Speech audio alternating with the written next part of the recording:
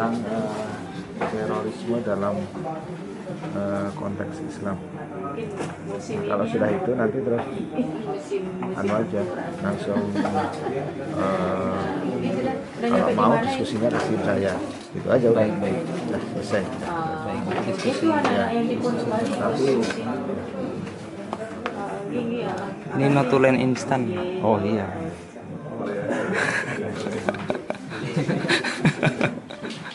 Sebentar, yang tadi Bapak Brigjen pas posisi pas nih. Ini pas posisi. Apa perlu direpresentasi? Herman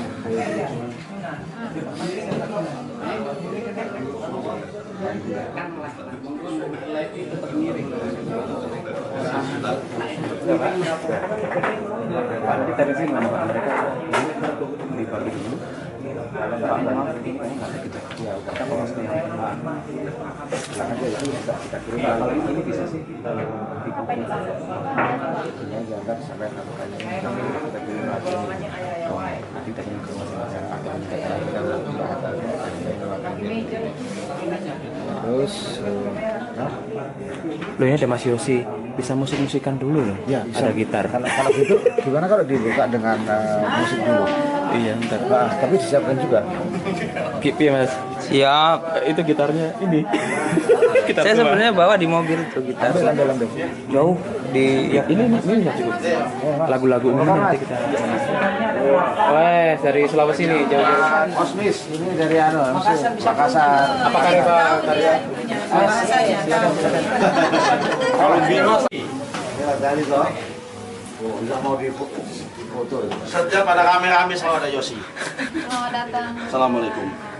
Waalaikumsalam warahmatullahi wabarakatuh. Mana Yosi yang lain Jos? Bentar lagi. Assalamualaikum. Oh, iya dingin ya? Pakai dulu sandalnya.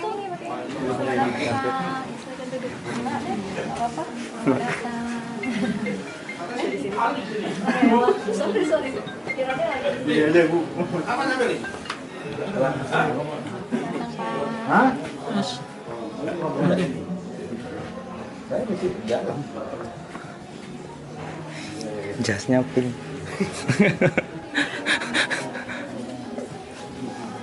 Yos, mana Yos?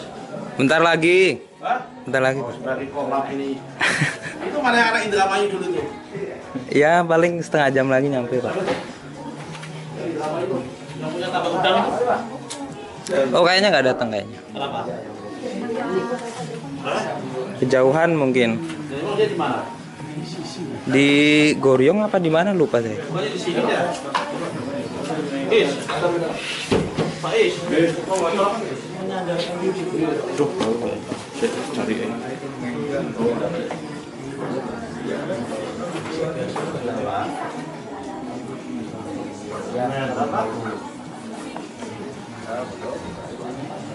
Mana Ron? Pak Yai. Di sana. Kok di sini frame-nya nggak dapet buat video.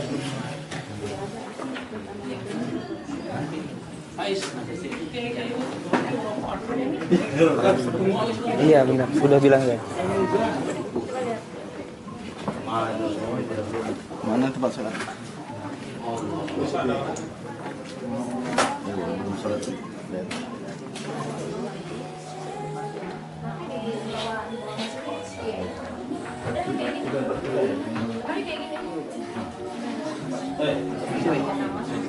Kamar mandi juga ya?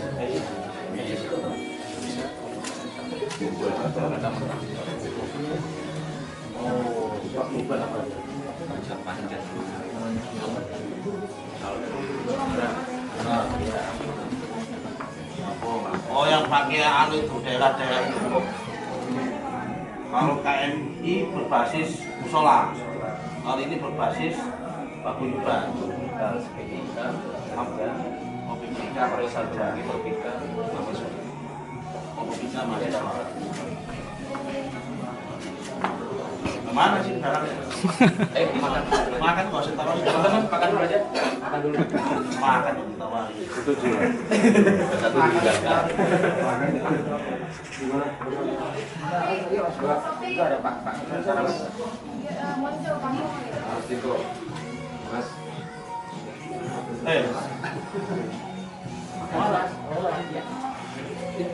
sama minumnya ya Pak Dingin.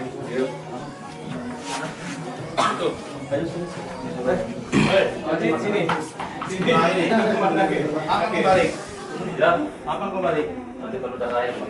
Hah? Belum punya usaha, Pak. Mana mau bayar? Saya harus dimulai, nggak bisa diomongkan. Udah mulai sedikit. Sudah. Di sini juga lagi usaha. Kalau usaha itu diomongkan, nggak bakal selesai. Apalagi seminar coding. Harus dipulangkan. Harus dipulangkan. Iya. Restoran Udah live streamingnya udah. Silakan Pak Koya. Belum.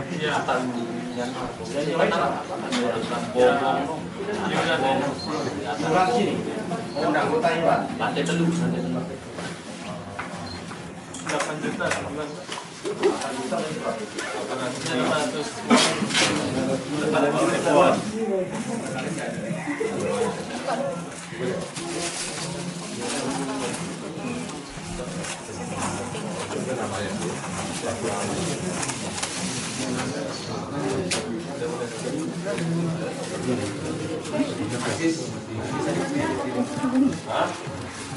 Adanya apa?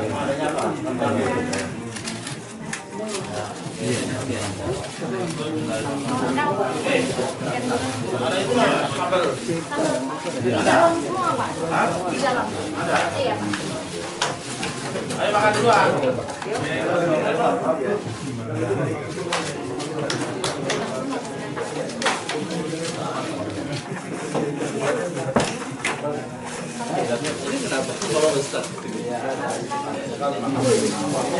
Saya bawa ini bikin jumur ini Pak.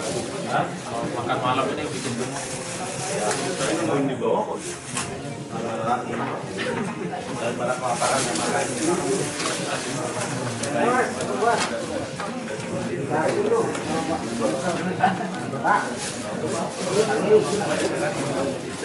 Josi, Yes. sini. Josi. Gimana Pak? Bentar. Siap. Makan dulu Pak.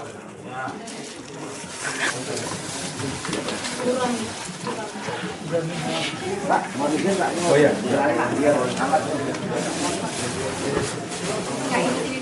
Awas dulu Pak. Bisa Pak, itu Pak. Enggak, biarin di sana aja dulu.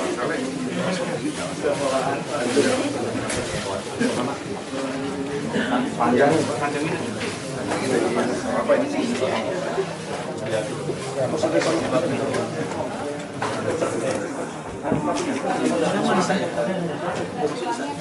Udah Pak. Istrinya orang Indonesia, suaminya orang Korea, zaman duluan. Yang punya ini rendang. Ini rendang. Rendang udah selesai. Coba langsung tadi udah dicek belum? Live streamingnya. Udah dicek. diambil dari Indonesia kopinya. Dia kayak broker khusus gitu. Misalnya berapa? Ya bisa sama kayak kerja ini. Mejanya bisa mundur kali Pak. Nggak bisa ini.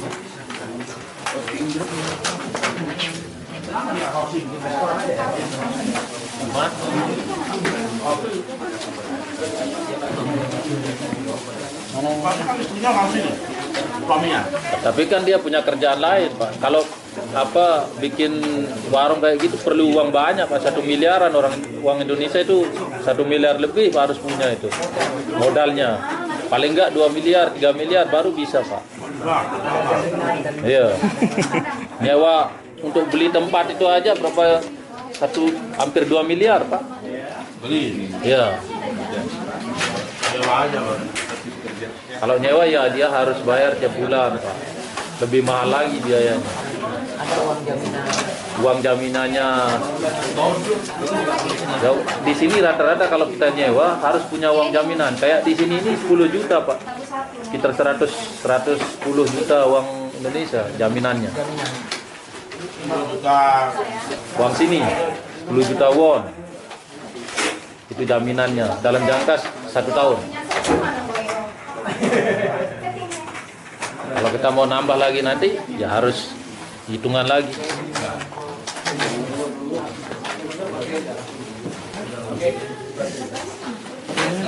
Tadi ada Pak Con juga. Iya tadi saya suruh ke sini. Tadi saya suruh ke sini. Lama.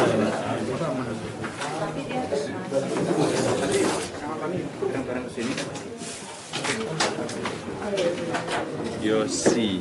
Udah dapat saya. Udah dapat apa? Confirmnya. Udah dapat confirmnya. Oh. Semalam. Kita Senin pagi habis sini, ya kan? Ya, ujiannya Senin pagi. 150-an orang berangkat pagi, itu nyampe ke sini. Apakah masih ada yang bobol lagi kalau sakunya apa enggak ya? Kalau sampai rumah sakit persahabatan bobol ya sudah. Berarti emang tamat tuh rumah sakit kita. Mau pakai apa lagi sudah bingung. KPK,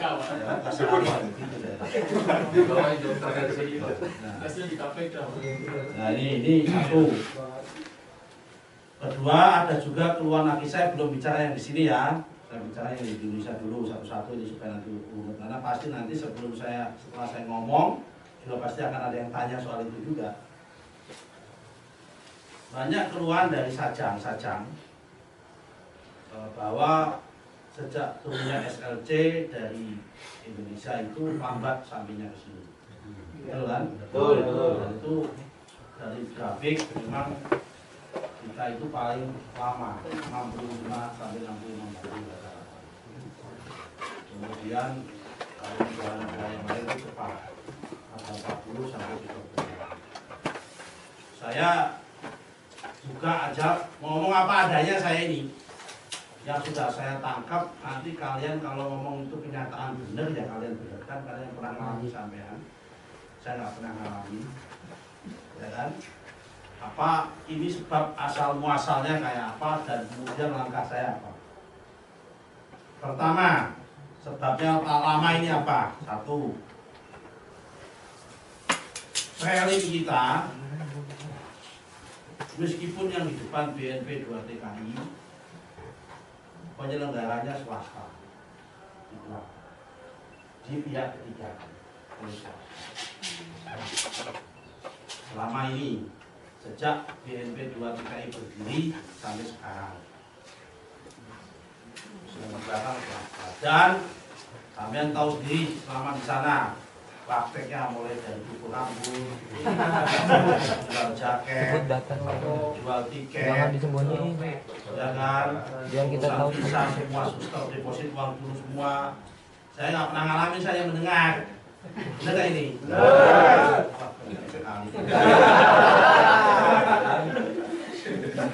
ini salah satunya. Yang namanya swasta nyari untung, dan untungnya nggak ada tanggung, semua dimainin. Salah satu untungnya berarti dia untung beserta minimal 100 lebih supaya konsumsinya apanya itu ya bisa dari situlah. Bisa ini baratnya itu biar cocok gitu loh. Nah, kalau bahasanya bisnisnya itu break even point. Ya kan? Sehingga menunggu 100-150 SLC ini lambat. Oke, ini sebab pertama. Sebab kedua yang saya dengar, saya kan masuk baru setahun setengah, belum tahu kejadian yang saya dengar. Kalau benar apa tidak, sampean yang pengakuan nanti testimoni. Benar nggak ini?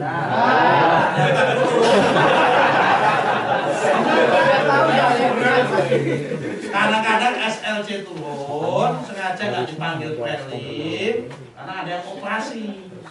LPK-nya operasi. Ada dari pihak BNP, oknum, ala ini operasi kalau kali LPK, Ini dulu. Benar. Mana jasa saya loh, begitu. Benar. Ya kan? Karena Yang berapa ini itu, 40, 50 lagi, 60 ada 70. Betul ini? Betul. Betul. Ini membuat betul ini. Ini yang saya dengar. Saya kan nggak pernah jalanin. Betul loh. Jangan ketawa, jangan kamu ini gimana? Kamu kenapa kamu ngelakuin kayak gitu loh? Kamu yang jalannya kamu sendiri kayak gitu. Nah sekarang akhirnya gimana? Nah solusinya satu, ya kan? Supaya cepet ini. 3 dulu lah, belum solusi, 3 dulu lagi yang dialamin. Dulu Pak, ada Bapak ini tahu ini untuk berangkat ke Korea ini macam-macam mau bisa. Pertama, Kontaliton juga Pak Oknum sama LPK. Marketingnya ini LPK, marketingnya. Tapi sudah dibenarkan tadi Pak. Nah, ini nggak tahu ini benar apa enggak. Benar, Pak. Ini ujian. Ya kan? Ada yang pakai joki. Kalau nggak pakai joki, ada yang dilolosin bawa handphone. Nah, itu benar Pak. SMS. Ya kan? Ada yang sampai keterlaluan lagi di setting ketika ujian itu yang jaga marketing di LPK. Ya kan? Sehingga kemudian kunci ujiannya dibocorin semua kan? Jadi bukan pengawas malah tukang ngasih jawaban ujian kan? Benar nggak ini? Kurang kenceng ini yang ini. Aku. Itu kan terlibat kan? Bayar lagi kan? Dari situ. Enggak terlibat itu. Enggak tahu yang itu. Macam-macam ini. Dengar aja. Iya benar. Dengar. Ini macam-macam ini modusnya ini. Nah, jadi sekarang solusinya satu. Sejak bulan ke bulan ini, gimana caranya? Mau tidak mau kita harus kasih insentif atau kasih kemudahan-kemudahan dan gula-gula pemanis supaya merangsang untuk pulang. Nah, salah satu gula-gula yang ingin ditawarkan adalah kegiatan pelatihan wirausaha Purna TKI. Kegiatan Purna TKI ini dikoordinir oleh BNP 2 TKI. Salah satunya besok akan dilakukan oleh dengan BNP. Strateginya ada 2. Pertama adalah exit strategi. 2 bulan sampai 6 bulan sebelum pulang mendaftarkan diri tentang minat mendaftar diri dulu kerjasama dengan BNI di sini 2 sampai 6 bulan di sini bisa daftar ke BNI, bisa daftar ke Pak Haji, bisa tentang minat usahanya apa. Nanti di assessment. Nah, di sini kemudian minat apa dikasih exit strategi. Pelatihan di sini belum pelatihan spesifik, hanya sekedar motivasi. Jadi pelatihan besok yang digagas BNI sekedar motivasi. Setelah motivasi sampai di Indonesia, pelatihannya sudah mulai spesifik. Apa spesifikasinya? Mulai to the point. Anda kalau ingin usaha, usahanya apa? Kalau usahanya ayam, ternak ayam, dicarikan. Kalau kamu panen, nanti yang membeli siapa? Iklan. Intinya BNP 2 TKI tidak mau melatih kalau tidak ada jaminan pembelinya. Melatih ini dilatih 2. 1 dilatih wirausaha, kalau bagi yang mau wirausaha. Kedua dilatih bekerja.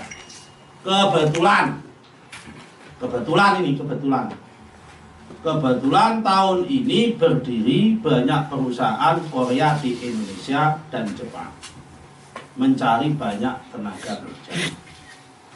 Yang didahulukan adalah tenaga kerja yang asalnya dari Korea dan Jepang. Bukan saya atau apa itu namanya itu? Konsusei. Yang ada di Jepang sana. Kenapa? Dianggap kulturnya lebih dekat karena sudah terbiasa kerja pali-pali. Ya kan? Terbiasa dengan prinsip pali-pali, gitu kan? Apa itu Pak pali-pali? Cepat-cepat, tapi kalau lagi keluaran cepat-cepat. Saya kamu pancing beginian. Oke ya. Cuma kalau bekerja di sektor itu juga pasti ada hambatan lagi. Hambatannya apa? Kaget. Biasa terima duit selawe, 20 selawe bantere 30 kalau lembur, tiba-tiba masuk mak gelegek terima cuma 3,5 juta,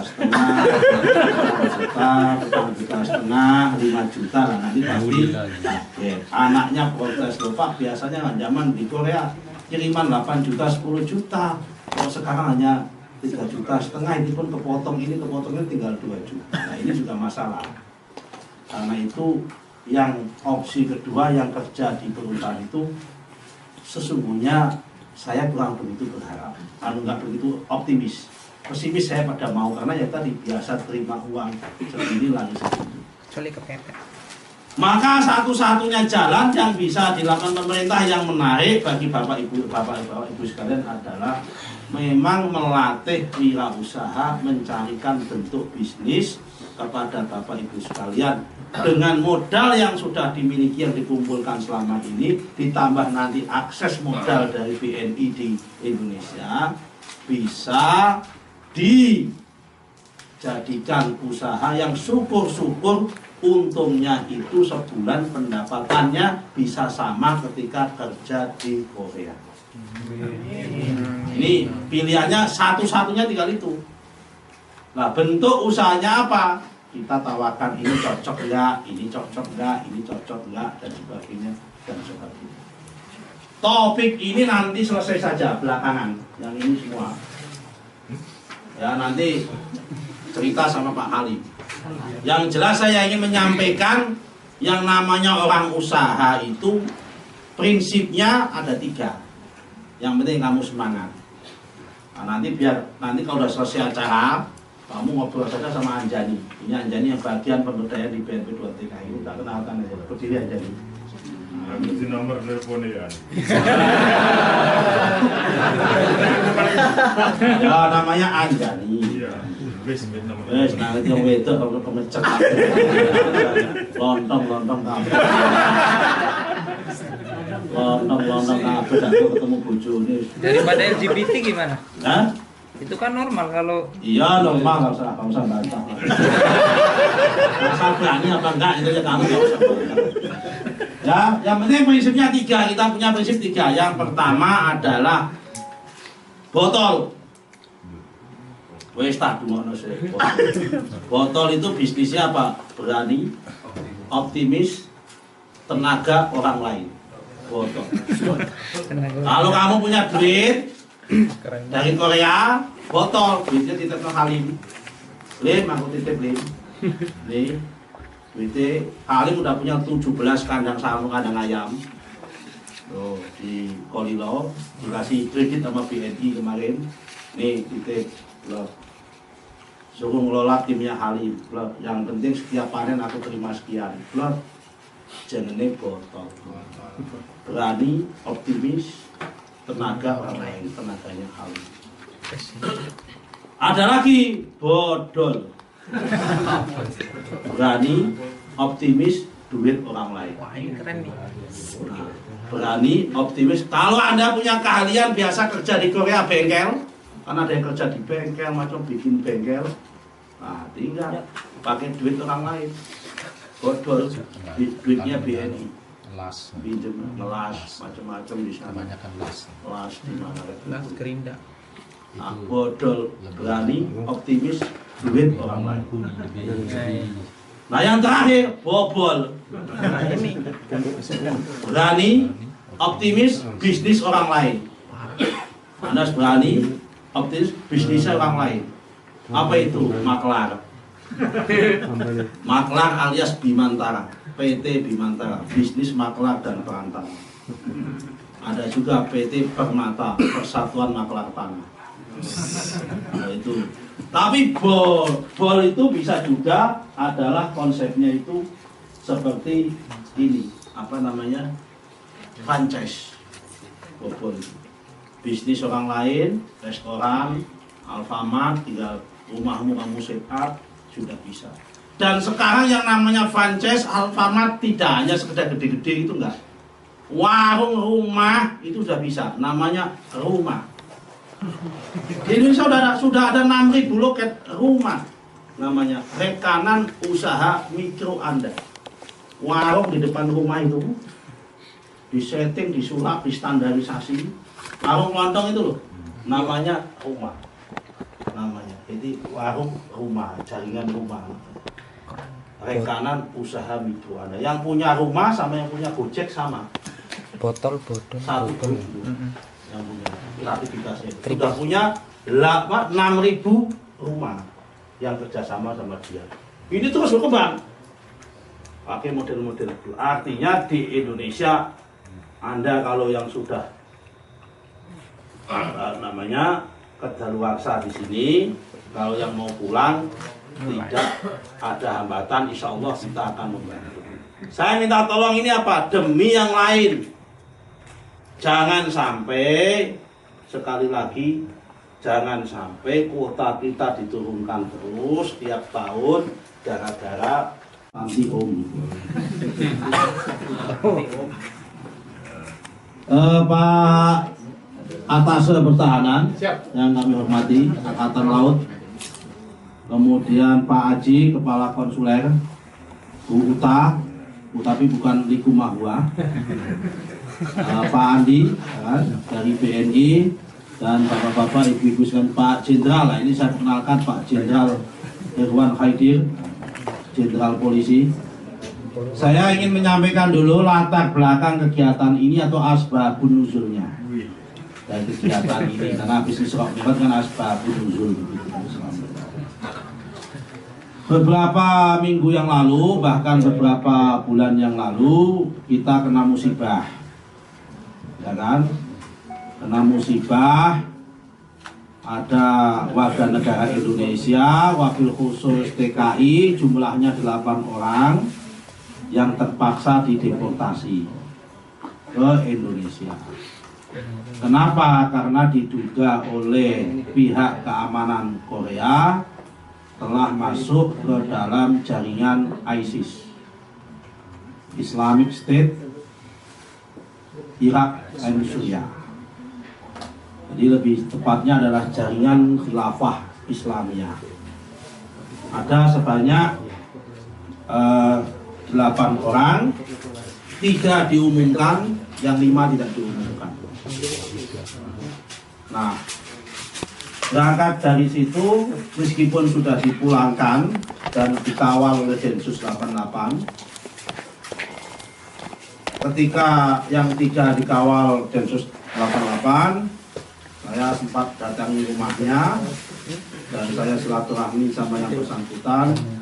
Ketika ditanya apa cita-cita selanjutnya dan apa rencana-rencananya, mengatakan ingin segera berangkat ke Suriah dan mati syahid dalam perang yang nyata. Nah, ini berarti dalam kondisi sudah syahid sia-sia ini. Jadi bukan syahid ini, syahid adiknya Pak Halim yang mantan TKI Korea yang punya sonat itu tidak.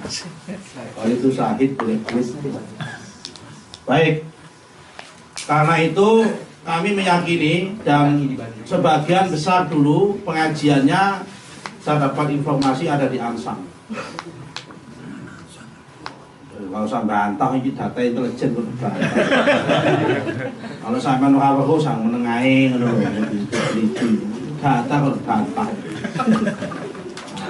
Terus berangkat dari situ, maka kami meyakini bahwa jaringan itu sesungguhnya masih ada. Orang boleh percaya, boleh tidak, kami meyakini jaringan itu masih ada.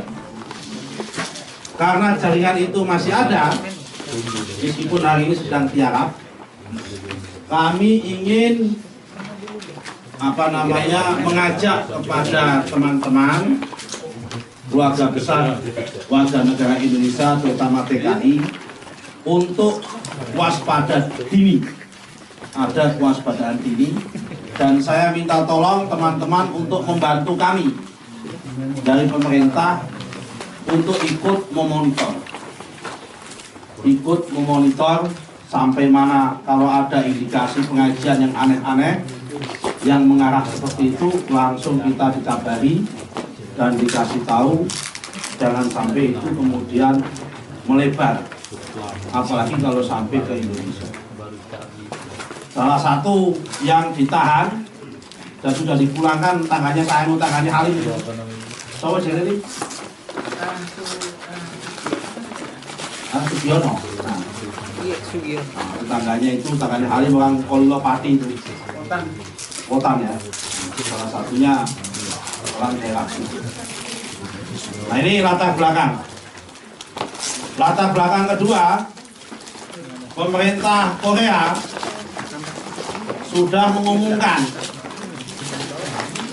adanya voluntary deportation, yaitu deportasi secara sukarela tanpa denda dan diperbolehkan untuk masuk lagi ke Indonesia, ke Korea. Bapak Ibu sekalian, berkali-kali sudah dihimbau dan juga oleh KBRI menghimbau, posisi Indonesia hari ini sudah betul-betul lampu kuning hubungan dengan HRDK. Ini yang membuat salah satunya perjanjian kerjasama Indonesia dengan Korea sampai hari ini belum diperpanjang, padahal sudah habis sejak tanggal 15 Juli tahun lalu di bidang tenaga kerja. Ini betul-betul lampu kuning. Moga-moga nanti dengan kehadiran Bapak Presiden Jokowi tanggal 15 sampai 18 Mei nanti bisa mengokohkan perjanjian tersebut. Nah, salah satu sebab musabab daripada lampu kuningnya hubungan tersebut adalah terlalu banyaknya teman-teman kita yang kedaluarsa di sini.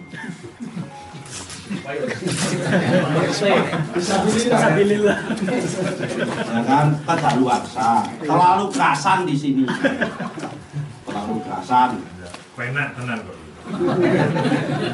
Nah, karena itu pemerintah Korea, dan posisi itu tidak dialami oleh Indonesia saja, juga oleh Vietnam, oleh Bangladesh, Pakistan, dan negara-negara lain, tapi kebetulan paling banyak adalah Indonesia. Alhamdulillah.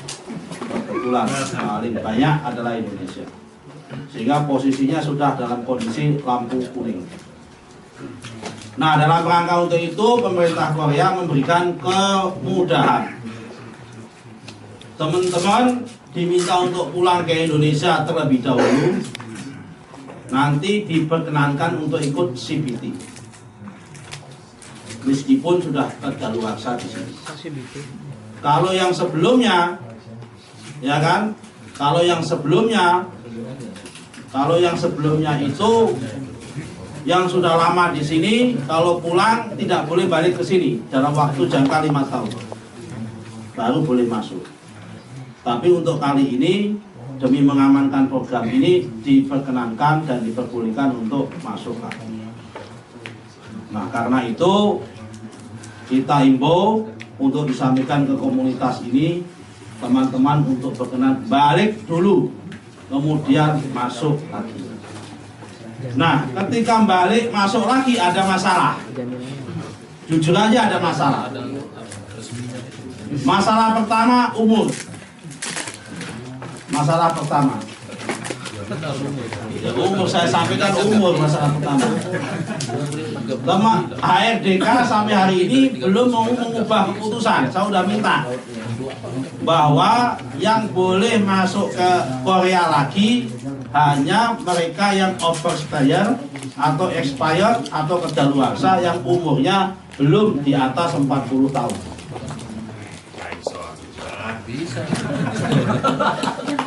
Yang usia di bawah 40 tahun bisa masuk lagi meskipun sudah kedaluarsa.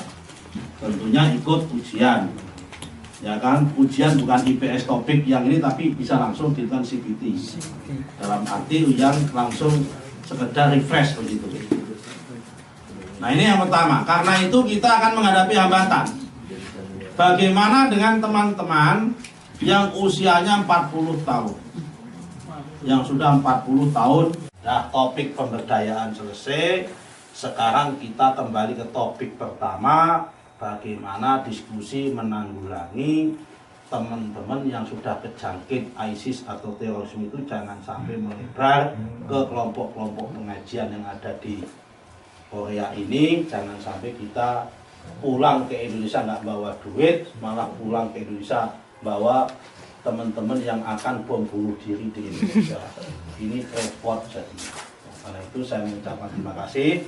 Acara ini didukung oleh Pak Irwan Haidir. Irwan Haidir ini keponakannya Nabi Khidir.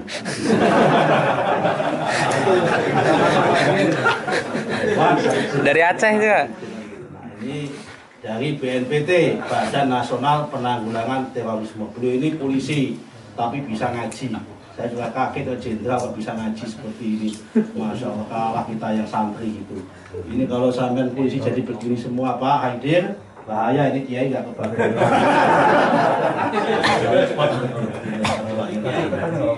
Saya kira itu, terima kasih. Assalamualaikum warahmatullahi wabarakatuh. Ya. Baik. Baik.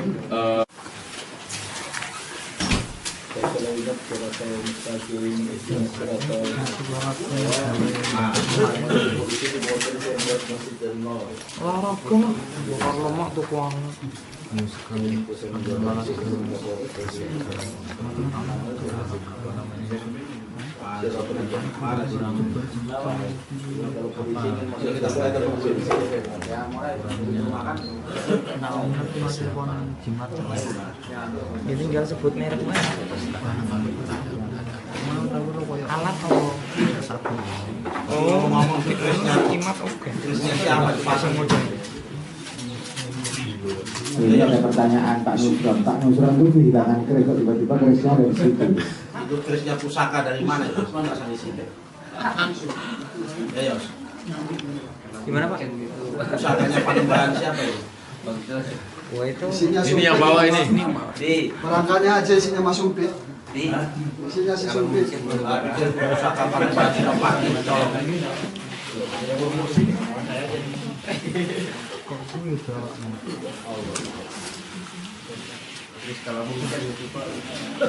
Muncul. Pati. Beberapa sak gitu loh. Mas, aja biar saknya banyak. Yuk, yang namanya Mas maju. Bawa sini gitarnya kita main nanti. Kita main. Sini. Mari mulai. Goma irama begadang sambil begadang itu.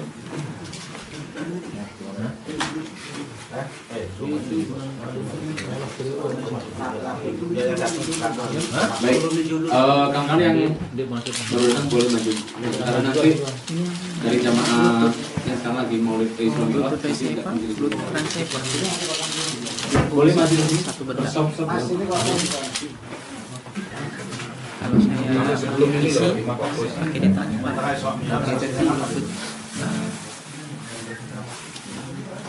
Keren. Pakai baterai nggak? Ya dong, itu di charge. 10 jam. Kan bawa kerja. Iya, baik. 10 jam aktifnya dul, bukan 10 jam ngecas. Kami sama-sama datang kawan-kawan. Sambil kita menghangatkan suasana malam hari ini, sambil silakan yang baru datang menikmati hidangan yang disediakan. Kita sambil menikmati musik karya pekerja. Silakan teman-teman bisa pasti. Ayo musisi. Yang bisa boleh nyanyi bareng-bareng. Album yang keberapa ini?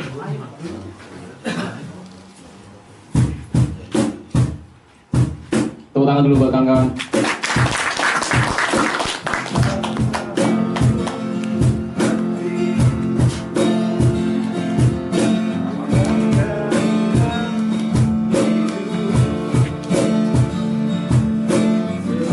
Kita menanggung neraka itu yang disiapkan apinya 50.000 tahun sebelum bumi ini diciptakan oleh Allah. Itu api neraka itu sudah ada.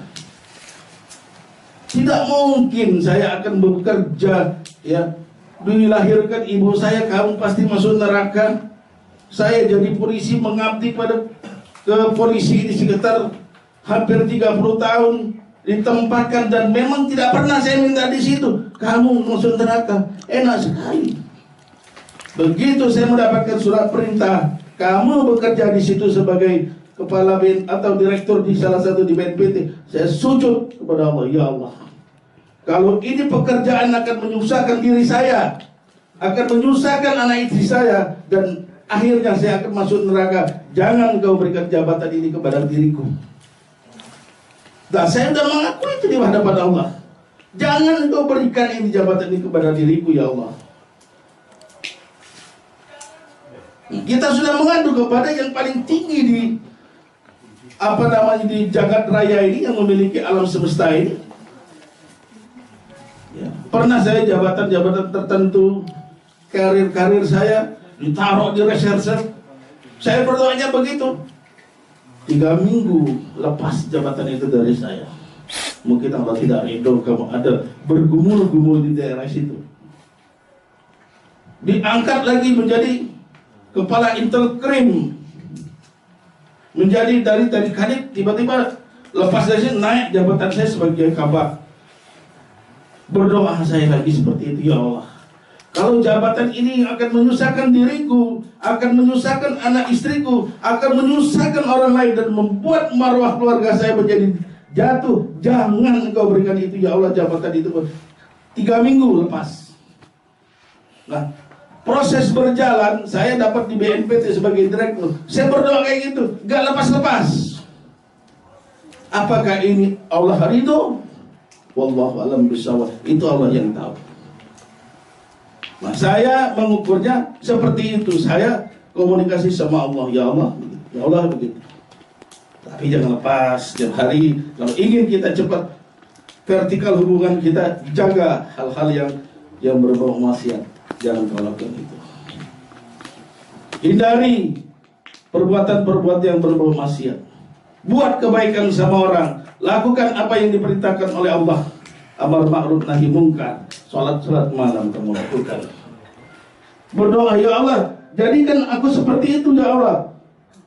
Saya tahun 98 saya berdiri tadi sedikit. Saya ingin berhenti jadi polisi pada saat saya kapten. Tapi ada seorang ustadz, pada saat itu saya tugas di salah satu konsulat Indonesia di Malaysia. Antum jangan berhenti dari polisi itu. Kenapa Ustaz? Hati saya digunda-gulana. Antum harus ada di dalamnya. Antum harus membenahi kawan-kawan antum itu. Saya nggak punya ilmu, ya Ustaz. Minta sama Allah. Bagaimana Ustaz caranya, Ustaz? Ini demi Allah, ini cerita nih. Minta sama Allah. Minta di tempat yang mustajab. Sholat malam kamu ini segala macam. Waduh, Tat, jadi polisi berat, Tat, melaksanakan itu. Insya Allah Allah akan membagi itu untuk kamu. Ya Allah, aku nggak punya duit, ya Allah. Aku kepingin naik haji, ya Allah. Hiruk pikuk terjadi reformasi di Indonesia. Pak Harto diturunkan, dolar melejit sampai 17.000. Padahal saya waktu itu cuma mendapatkan sekitar hampir 2.000 sampai 3.000 US. Yang dulu cuma 3.000 10 juta, tiba-tiba kos yang saya dapatkan di situ berlipat-lipat, sehingga saya bisa menyimpan uang sebulannya hampir 60 juta per bulan. Kalikan 2 tahun 20, hampir 1 miliar. Fa inna ma'al usri yusran, inna ma'al usri yusran. Di balik kesulitan itu ada kemudahan bagi kamu. Saya bisa beli sesuatu, beli apa segala macam, dan saya naik haji. Karena waktu itu saya, ya Allah, kalau engkau berikan rezeki, saya akan naik haji, kira-kira begitu. Naik haji saya tahun 2000. Nah, itu sejarahnya. Di Mekah saya berdoa, ya Allah, jadikan hambamu ini polisi yang ulama. Itu saja doa saya. Tidak ada doa lain. Dan jadikan juga hamba ini ulama yang polisi, ya Allah. Seperti suntikan ilmu yang diberikan oleh siapa tadi? Oleh sang ustadz tadi kepada saya. Inilah berjalan waktu, jadilah saya seperti ini. Saya nggak tahu apakah benar rel saya, insya Allah. Tapi di mana-mana banyak berangkat dengan tatanan kehidupan. Pengaruh keturunan orang tua yang berasal dari kelompok yang ingin menegakkan ngikuti bapaknya, ngikuti mamangnya, ngikuti uaknya, ngikuti siapa saja karena garis keturunan tadi. Ya. Belajar secara otodidak, buka Google, wah ini dia nih, buka lagi, wah ini Ustadz Oman ini, buka lagi, wah ini Abu Dursunkan nih. Cuma membaca dari situ ini nih. Dua orang aja, padahal dia tidak tahu ilmu ini sebenarnya dapat dua kutub ini saja, wah udah kafir lu, kafir. Ah, udah begitu dia, sudah dapat ilmu sedikit langsung begitu.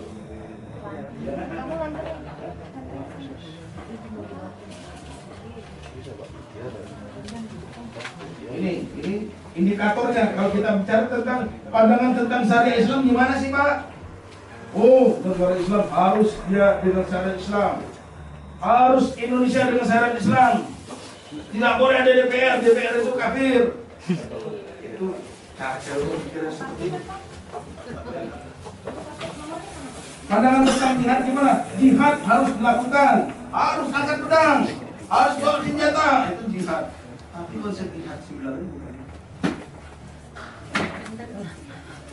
Kemudian pandangan tentang demokrasi gimana? Jangan itu punya Amerika. Seperti itulah kira-kira. Ya. Mereka mengartikan kehidupan yang sangat simpel seperti itu. Benar. Nah, inilah fenomena gunung es itu problem kita ini kalau saya jelaskan satu sekali panjang sekali. Nih doktrin yang dipakai nanti saya minta tolong jelaskan oleh Pak Ustaz juga tentang jihad, togut, fa'i, istialat, iqdad, dan diror. Yang kejadian di diror ini seperti apa Bapak? Ada masjid di dalam Polres yang dibangun oleh pemerintah. Kemudian ada sholat berjemaah di situ. Wah ini masjid orang kafir ini. Kita bisa ledakan ini. Sholat Jumat dia masuk, berdiri di belakang Kapolres, dia bawa langsung Allahu Akbar Kapolres, ya Allahu Akbar, tapi tombolnya keluar meledak. Kabar semua dia perutnya terburai, dia mati, orang-orang di sekelilingnya banyak yang menjadi lecet. Kemudian itu ada yang mati dan segala macam. Akibat dari apa? Akibat dari perbuatan itu tadi. Karena sudah tertutup pemikiran, sudah tertutup tekadnya sudah kuat seperti itu, akhirnya dia bisa melakukan hal yang seperti ini. Ini dari sekian banyak ya peristiwa, kita sudah melakukan banyak proses penangkapan sejak tahun 2000 sampai 2012 banyak 1000 lebih. Ya. Kita bisa lihat selanjutnya, inilah rentetan kejadian yang dilakukan oleh kelompok-kelompok radikal itu. Bom-bom yang terjadi bukan kadang-kadang, memang betul-betul terjadi dan terakhir terjadi yang bisa Anda lihat live itu televisi itu bom. Buatlah kesimpulan bahwasanya kita harus bersikap hati-hati. Ya, kepada orang ajakan-ajakan yang melalui internet, melalui buku, melalui pesan-pesan yang nggak jelas. No make up ini. Ya. Waspada dan waspada. Siapa lagi yang harus mengingatkan kalau nggak kita ini? Minta peran aktif dari Kedutaan Besar KBRI sini untuk memberikan injeksi moralitas kepada pesan-pesan moral, pesan-pesan agama, tidak bisa panggil kawan-kawan kita dari Jakarta, panggil dari Majelis Ulama, panggil dari BNPT. Semua orang itu manggil nama saya. Kita keluarkan data dan seperti itu. Siap. Kawan-kawan juga di sini, saya berharap jaga kesehatan, jaga kekompakan. Apa yang sudah ditampilkan malam ini merupakan budaya bangsa kita. Kenapa semua orang manggil saya? Banyak hal-hal yang perlu saya sampaikan, namun karena waktu dua ya, yang membatasi pekerjaan saya pada malam hari ini. Tapi pesan saya secara global adalah hindari daripada paham radikalisme dan terorisme. Insyaallah kita dapat barokah dari Allah SWT. Pada malam hari ini kita mendapatkan seri-seri yang baru. Kita dapat mencapai keselamatan dunia dan akhirat. Kalau ada kesalahan dalam penyampaian saya mohon maaf ya, beribu-ribu maaf. Kalau benar itu datangnya dari Allah, kalau salah itu datangnya dari saya, dan saya mohon ampunan kepada Allah. Bila taufiq wal hidayah. Wassalamualaikum warahmatullahi wabarakatuh. Waalaikumsalam warahmatullahi wabarakatuh.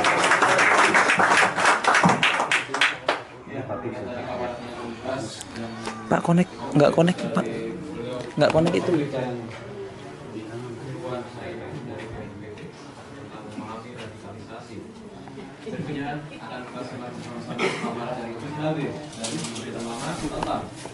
Terorisme dalam konteks Islam. Assalamualaikum warahmatullahi wabarakatuh. Sebelumnya sama tanya yang hadir ini tanyakan judul. Iya lah, judulnya ngomong Pak. Dulu ada. Tapi kalau keliru menghukum orang yang tidak bersalah, mana bisa dikembalikan? Ini prinsip Sayyidina Umar bin Khattab. Anda tahu Umar bin Khattab itu tegas, bahkan beringas di hadapanmu musuh, tapi beliau tetap lebih berhati, lebih baik keliru menganggap dia itu muslim, padahal sebetulnya kafir. Nanti mungkin tolong dibagikan dalil, ada tulisan Mas Faiz, ada yang diberikan di sini. Ada tentang dalil yang saya kasihkan. Belum. Oh ya. Saya mau cerita betapa seorang ahli jihad pada masa Rasulullah. Akhirnya singkat cerita itu saya ceritakan ini, tulisan saya panjang sekali. Masuk neraka. Kenapa? Gara-gara dia berburuk prasangka membunuh seseorang. Untuk pertama kalinya dalam sejarah Rasulullah tidak berkenan mensolati jenazahnya. Bahkan ketika hendak dikuburkan, Rasulullah bilang, udah sana kuburin, seperti sangat acuh tak acuh. Singkat cerita, ternyata jenazah ini tidak bisa dikubur sama sekali.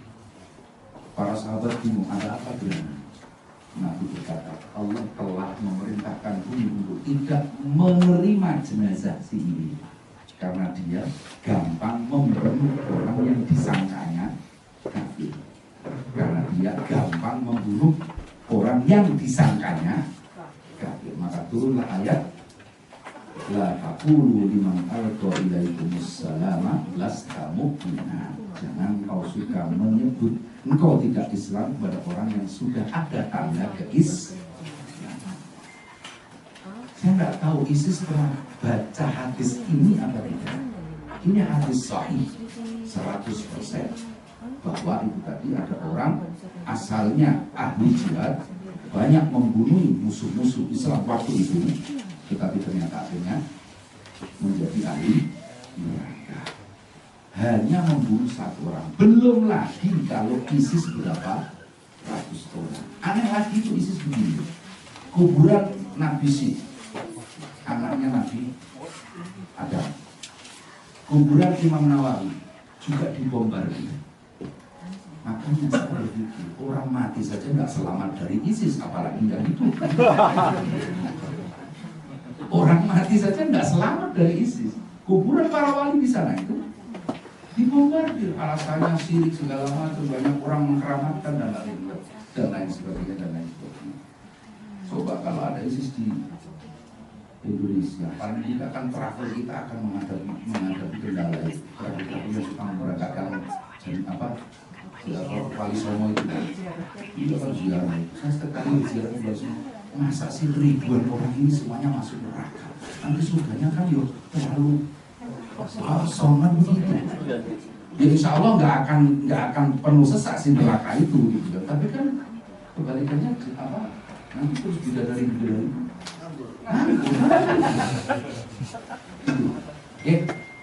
Selanjutnya, jargon kembali hanya kepada Al-Quran dan Hadis adalah jargon menipu.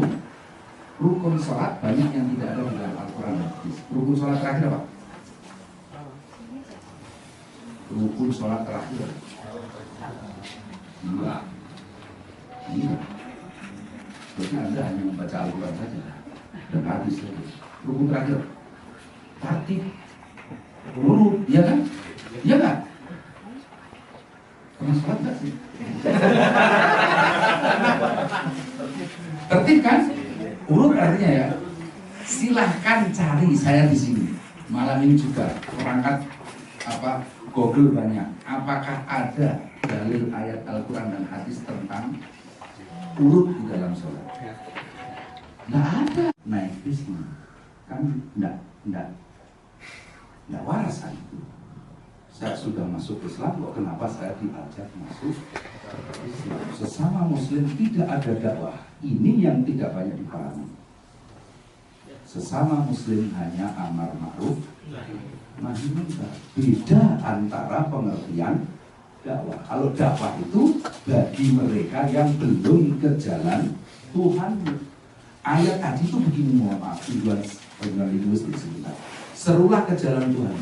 Siapa yang disuruh? Ya yang belum ke jalan Tuhan. Kenapa nggak disebut? Itu sudah sangat mafhum. Misalnya saya dan Anda berpapasan di jalan pakai sepeda motor. Dari mana bang? Cukup Anda bilang pasar. Tidak perlu Anda bilang saya baru saja dari pasar. Ya nggak kedengeran lah. Paham ya? Saya tanya, dari mana bang? Cukup pasar. Itu kan membuang beberapa kata. Saya dari NU, Anda komentar. Saya dari dibuang kan begitu. Muhammadiyah katanya untuk. Itu dalam tinjauan linguistik ada dalilnya. Namanya Al-Qalam bin Malik itu sudah juga itu kita apa? Aku mayulam jaizun kama takbul zaitun ba'daman indakuma. Kalau saya jelaskan nggak selesai. Oke, itu sekedar contoh betapa mereka salah. Baru menerjemahkan Al-Quran saja salah. Saya berulang kali kalau ketemu teman-teman yang pemenang, kata, mohon terjemahan itu direvisi. Alasannya tidak ada dana. Ya memang yang ada dananya, tapi yang saya Oke, selanjutnya dominasi pemikiran fundamentalisme. Penolakan terhadap takwil menjadi sangat naik ketika berada. Maksud saya apa? Orang-orang seperti itu berpikirnya fundamentalis. Semuanya harus Al-Quran dan hadis titik. Dan Al-Quran dan hadis tidak boleh ditakwil, tidak boleh ditafsir. Harus apa adanya. Ya repot. Ada ayat ini. Barang siapa buta di dunia ini maka ia akan buta dan lebih sesat di akhirat. Ini ayat Al-Quran. Ini kata mereka tidak boleh ditakwil. Padahal kita harus menakwil ini. Menjadi barang siapa buta mata hatinya di dunia maka dia akan buta mata hatinya dan lebih sesat di akhirat. Coba kalau adalah menganggap bahwa jidat kosong itu pelajaran ajaran. Saya lihat fotonya para ulama kita, Wali Songo, ada yang jidatnya kosong? Nggak ada. Pertanyaannya, apakah mereka para wali itu tidak pernah sujud? Mereka lagi-lagi hanya membaca terjemahannya. Simahum fi wujuhihim min asaris sujud. Orang-orang yang merupakan umat Muhammad yang benar itu harus ada tanda bekas sujud. Saya tengok di referensi dunia pesantren yang kecil saja, Sulamul Munajat, disebutkan bahwa orang itu kalau sujud cukup ukurannya adalah ketika ada kapas ditaruh di tempat sujud, terus jidat kita itu membentuk kapas itu sudah kempes, itu sudah cukup. Sedemikian sederhana orang sujud. Nah ini kok sampai kosong? Itu dugaan saya masjidnya masih belum ada keramiknya, kan begitu? Iya kan? Nah kalau kita kecelakaan di jalan raya kita bisa untuk jasara aja ya kan? Karena kecelakaan itu. Coba kalau kita sholat sampai jidat kita ini cacat seumur hidup, apa klaim asuransinya kepada siapa? Itu kan cacat seumur hidup Pak. Ya. Iya. Atau mungkin ya sambil sujud begini-gini kan? Ya malah batal lah. Bukan itu. Tandanya adalah wajah yang selalu tersenyum, maksudnya seperti itu. Ya itu Pak. Kasih pulpen.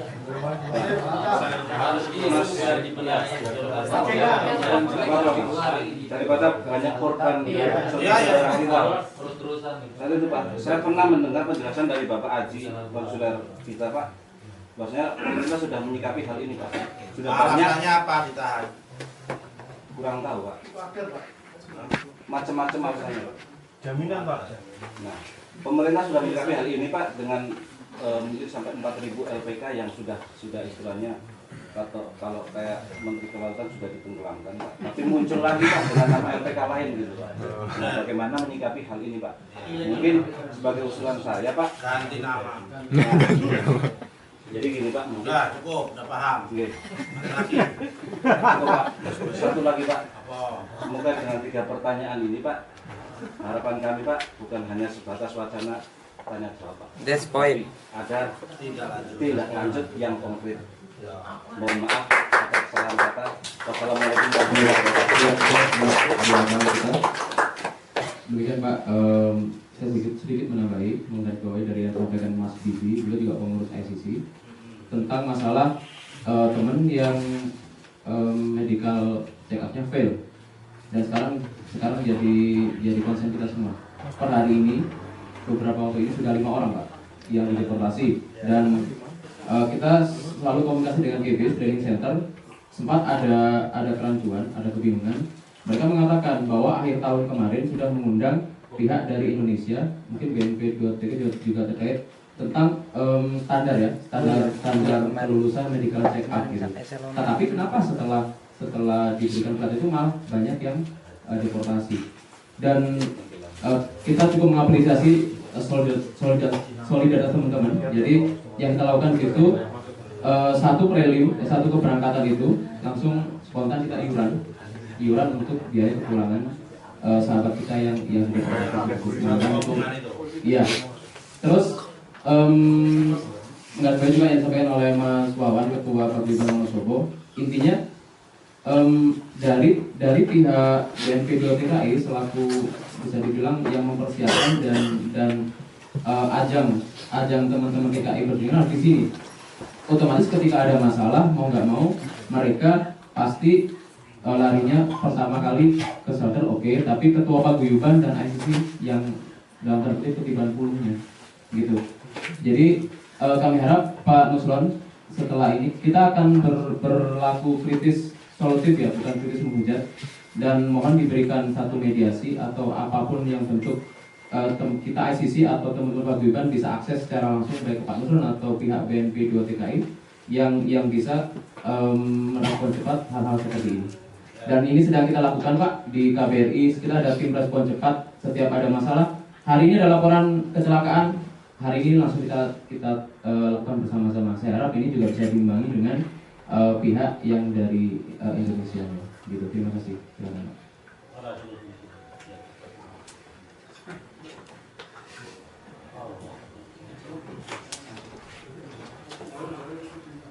Ini tes ceritanya begini. Jadi ceritanya biasanya kalau nggak jadi begini ceritanya begini. Ini fakta.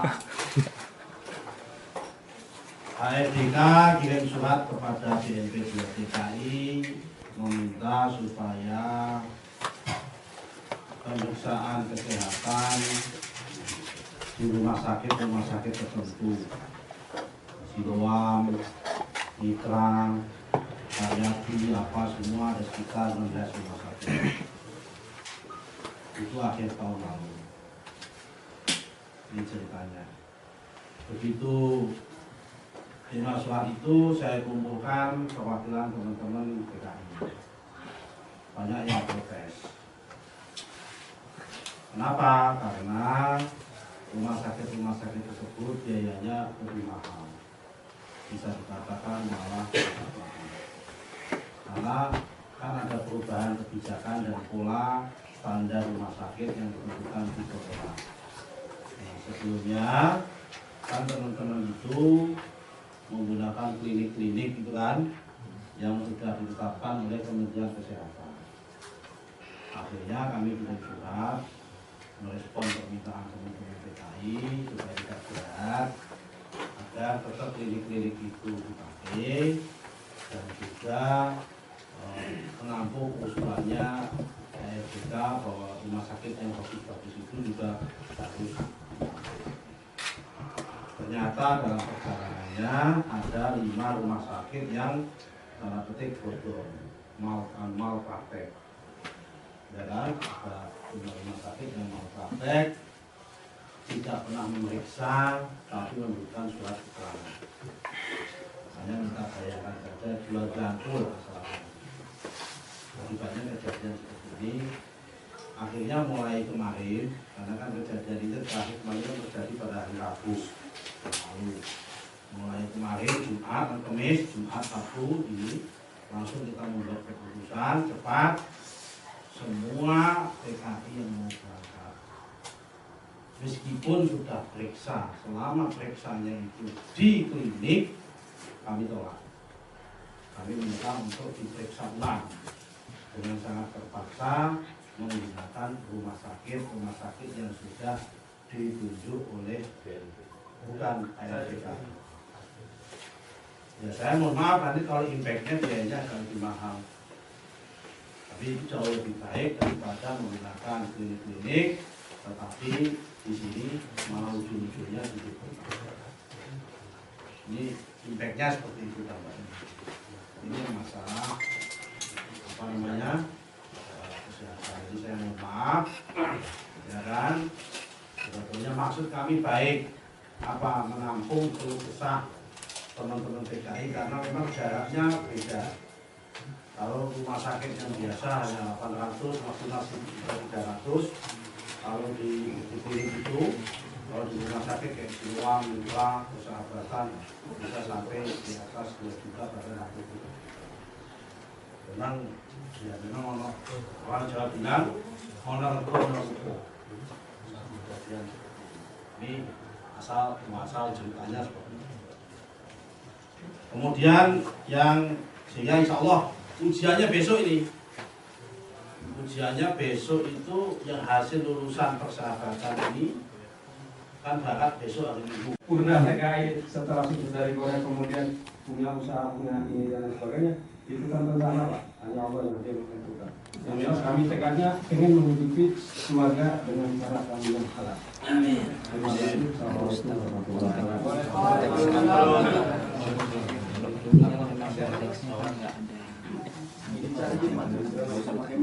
Langsung aja Pak. Bisa keras nih. Dari mana nama? Ya Pak. Assalamualaikum warahmatullahi wabarakatuh. Sebelumnya perkenalkan nama saya Wawan Pak dari Kumawo, komunitas anak Wonosobo, salah satu paguyuban di bawah naungan SIC dan PGRI. Ya, pas Pak itu kesempatannya. Begini Pak, ada beberapa yang ingin saya tanyakan. Yang pertama, sebenarnya terkait masalah tenaga kerjaan di sini Pak, TKI di sini. Kalau saya nanya, ada beberapa dari rekan yang kami temukan punya masalah tentang ketenaga kerjaan di sini Pak. Di antaranya masalah keterlambatan gaji tidak sesuai dengan seleksi, dengan jam lembur sekian, kadang gajinya hanya sekian, itu tidak sesuai. Dan keluhan-keluhan itu mereka TKI tahunya mengadu ke shelter, ke Nodong John, ke HRD Pak. Sementara sejauh ini banyak yang kurang mendapatkan jawaban yang sesuai harapan Pak. Hanya sebatas mendapat mediasi dari